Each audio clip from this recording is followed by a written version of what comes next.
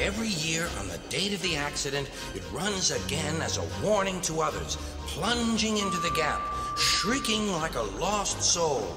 A little engine was returning home. It was a misty, moonlit night. Suddenly, the engine lost control and plunged over the side into the swamps below.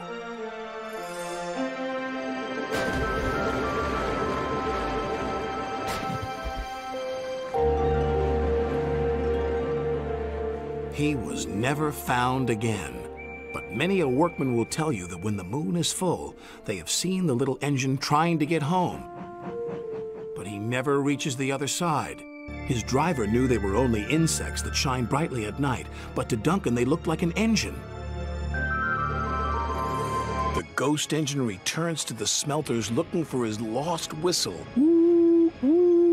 Engines love to hear tales of ghostly engines and scary steam trains.